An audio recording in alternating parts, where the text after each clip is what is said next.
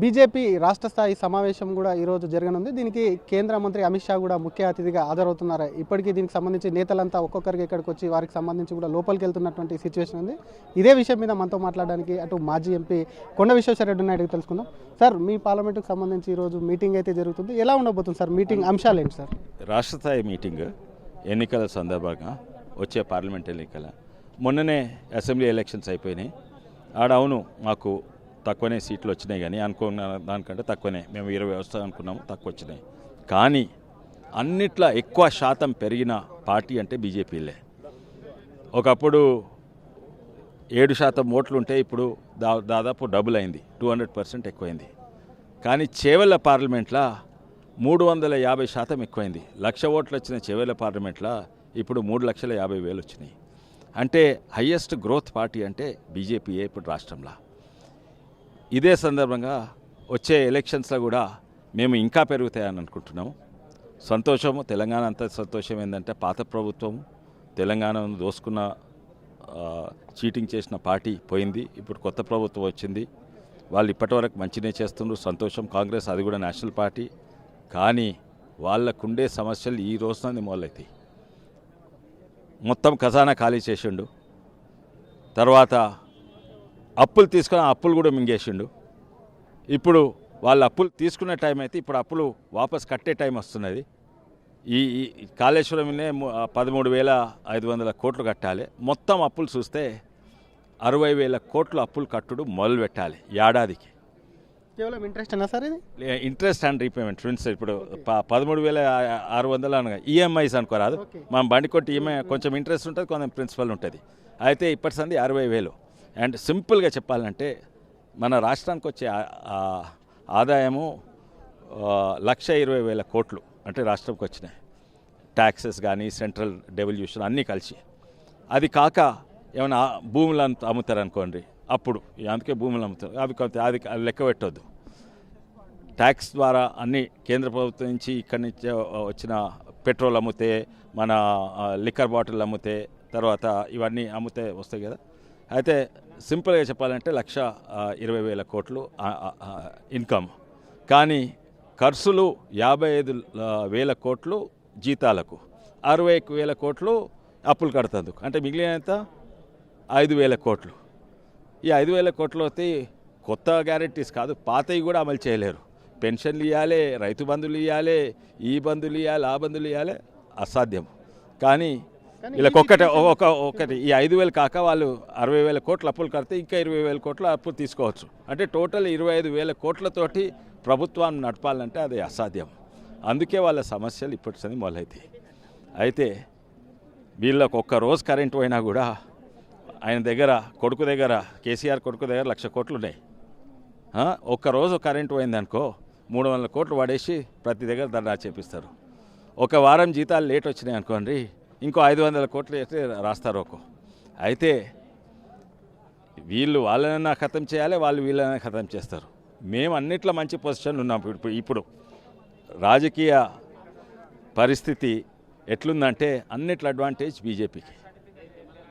ఇంకోటి ఏంటంటే మాకు తెలిసింది ఏంటంటే ఇప్పుడు ఢిల్లీ అధిష్టానం ఇక్కడ కాంగ్రెస్ చెప్తుంది వాళ్ళ మీద స్లో పొమ్మని.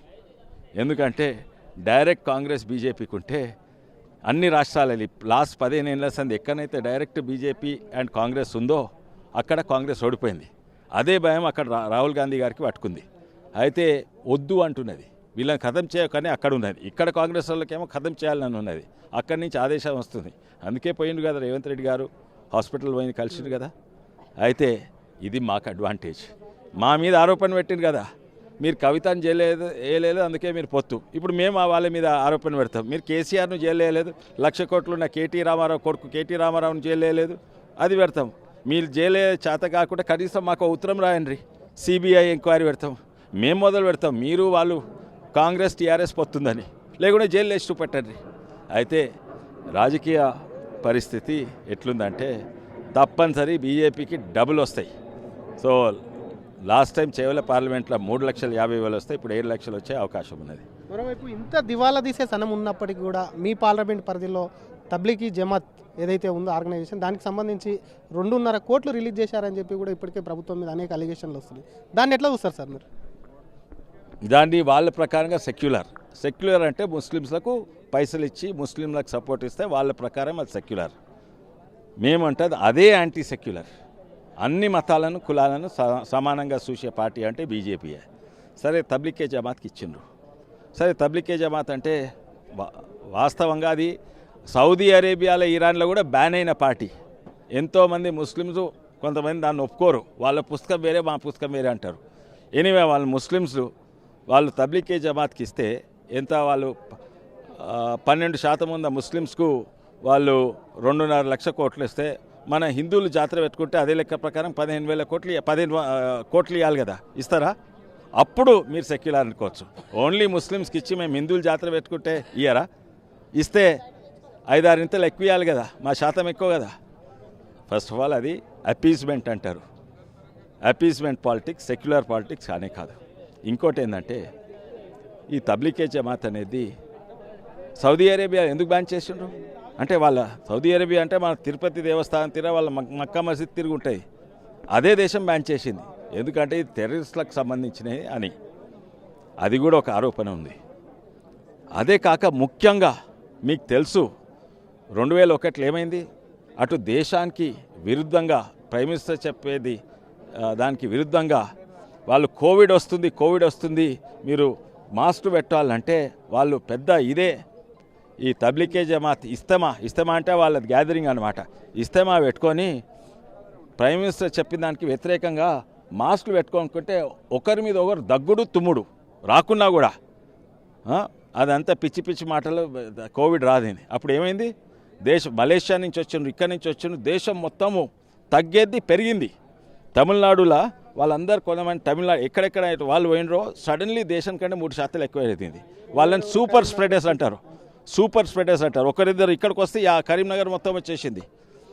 అటువంటి దానికి ఈ కోవిడ్ సమయంలో ఎట్లు ఇస్తారు మీరు? కనీసం అదన్నా కాపాడాలి. వాళ్ళకి మాస్క్లను ఇచ్చి కంపల్సరీ పెట్టాలి. ఇప్పుడు పరిగిల రేపు కోవిడ్ వచ్చిందంటే వీళ్ళ వల్లనే వస్తుంది. ఇవి లేకుండా ఓన్లీ ఒక మతం చూసి ఆ మతము ఒక ఓట్ బ్యాంక్గా వాడుకొని వాళ్ళ ఓట్లు కావాలని ఆర్థిక పరిస్థితి మంచి లేకున్నా కూడా 2,50,00,000 ఇచ్చారు. ఇది తప్పు. ఇంకోవైపు JN1 మరొకసారి కరోనా కూడా వేరియంట్ అనేది స్ప్రెడ్ అయిపోతుంది. దీనివల్ల మరణాలు కూడా సంభవిస్తున్నాయి అంటారు సార్. దానికి మీరు ఏం జాగ్రత్తలు చెప్తారు? ఎందుకంటే మీరు కూడా ఆ ఫీల్డ్కి సంబంధించి కూడా మీకు మంచి అవగాహన ఉన్నటువంటి నేత కాబట్టి ఎట్లా చెప్తారు? అసలు జనాలకి ఏం చెప్తారు? JN1 అనేది ఓమిక్రాన్ ఉంది కదా, కోవిడ్లో ఎన్నో రకాలు ఉన్నాయి. లాస్ట్ వచ్చింది ఓమిక్రాన్లో వేరియేషన్ అనమాట. అది వచ్చింది చాలామందికి తెలుసు.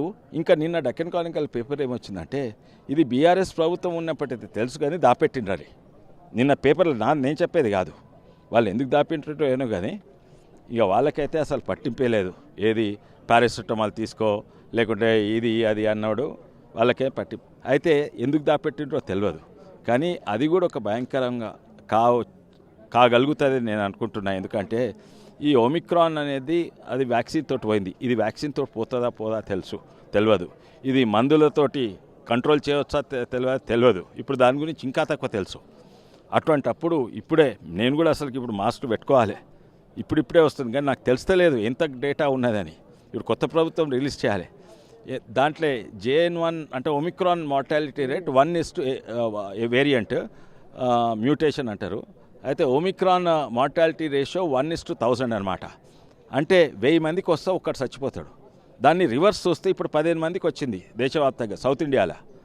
అంటే దాన్ని రివర్స్ చూస్తే 15 మందికి చచ్చిపోయినంటే 15,000 మందికి ఆల్రెడీ వచ్చినట్టు.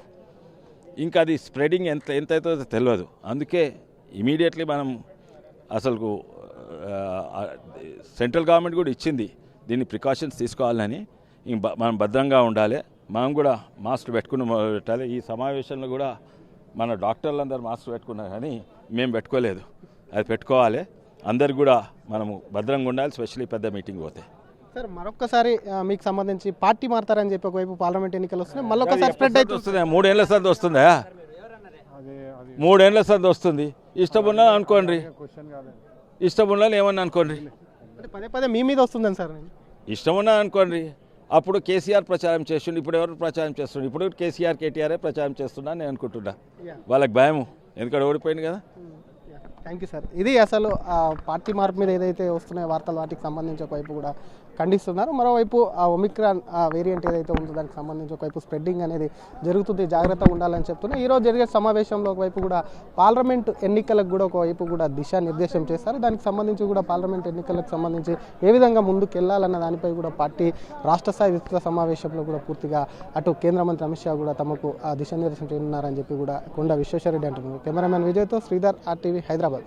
మరిన్ని వీడియోస్ కోసం ఛానల్ ని సబ్స్క్రైబ్ చేయండి, లేటెస్ట్ అప్డేట్స్ కోసం వాట్సాప్ ఛానల్ ని ఫాలో చేయండి అండ్ లింక్ డిస్క్రిప్షన్ లో ఉంది.